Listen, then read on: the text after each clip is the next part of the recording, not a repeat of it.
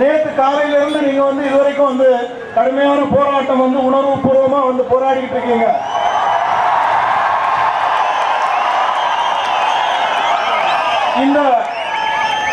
இந்த போராட்டத்துக்கு முழுமையான வெற்றி கிடைத்துள்ளது.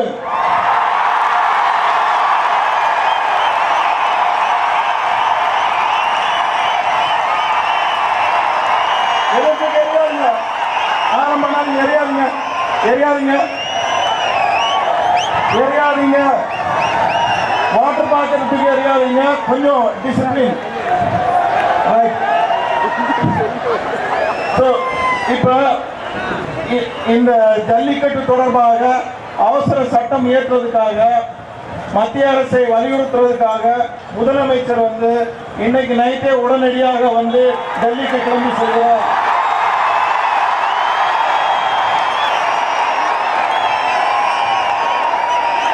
இன்னைக்கு நைட்டே கிளம்பி சொல்றாங்க. இன்னைக்கு நைட்டு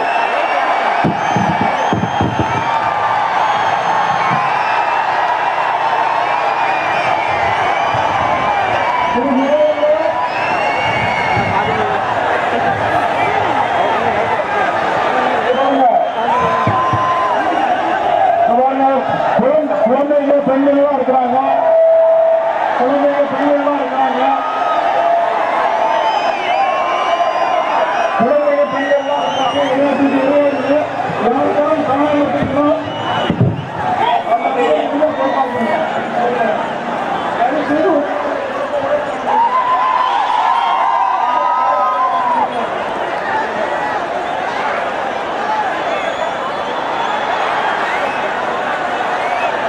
இந்த போராட்டத்தின் வெற்றிக்காக இருக்கட்டும், சும்மா வாட்டர் பாட்டில் தூக்கி எறியதோ வாட்டர் பாட்டில் தூக்கி எறியதோ வெற்றி கிடையாது. தயவுசெய்து புரிஞ்சுக்கங்க.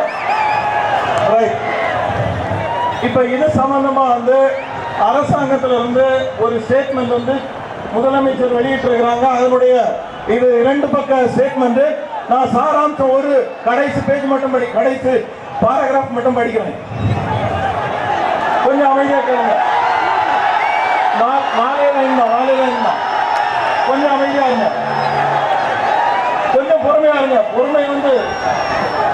பொறுமை கடலிலும் பெரிது என்று வள்ளுவர் சொல்லியிருக்கிறாரு. பொறுமையா இருங்க.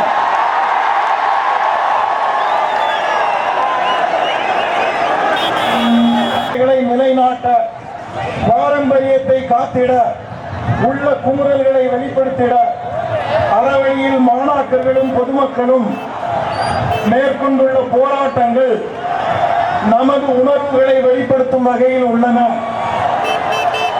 தமிழர்களின் உணர்வோடு ஒன்றியுள்ள தமிழக அரசு ஜல்லிக்கட்டு நடைபெறுவதற்கான அனைத்து முயற்சிகளையும் தொடர்ந்து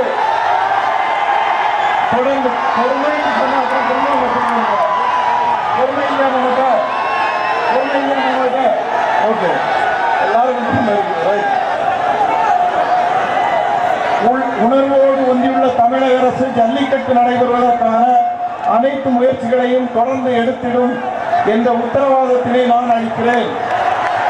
நாளை 19/1/2017 காலை புதுடெல்லியில் மாண்புமிகு பாரத பிரதமர் அவர்களை சந்தித்து ஜல்லிக்கட்டு நடத்திட அவசர சட்டத்தினை உடனே பிறப்பிக்க வேண்டும் என வலியுறுத்த உள்ளேன் என்பதையும் தெரிவித்துக் கொள்கிறேன்.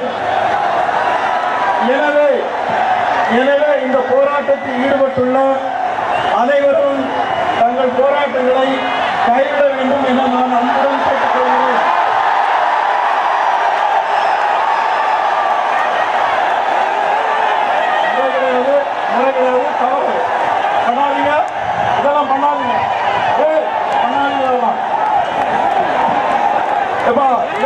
இதை திருப்பி எறியறதுக்கு நிறைய நேரம் ஆகாது. தயவுசெய்து பண்ணாதீங்க. இந்த தவறு பண்ணாதீங்க.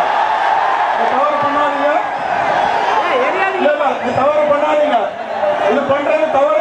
இந்த தவறை பண்ணாதீங்க.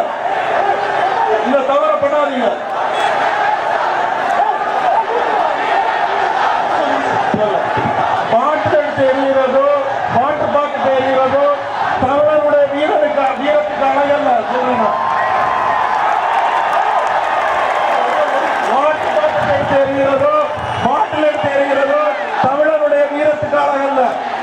சொல்றீங்க.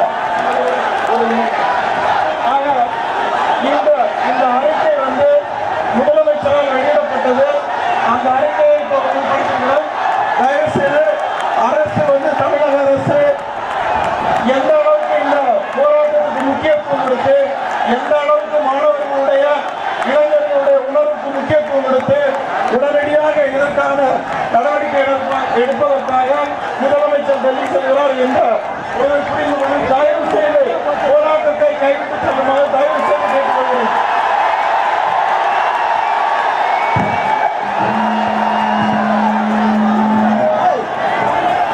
தயவு செய்து புரிஞ்சுக்கீங்க. காவல்துறை நமக்கு சப்போர்ட் பண்ணிட்டு இருக்காங்க. அரசு வந்த அறிவிப்பு நம்ம கிட்ட கொடுத்துருக்காங்க. அதை நம்ம ஏத்துக்கிறோம் சொல்லணும், கரைச்சிடுவோம். இல்ல நம்ம இங்கதான் இருக்கிறோம் சொல்லி நம்ம போராட்டம் தொடரணும்.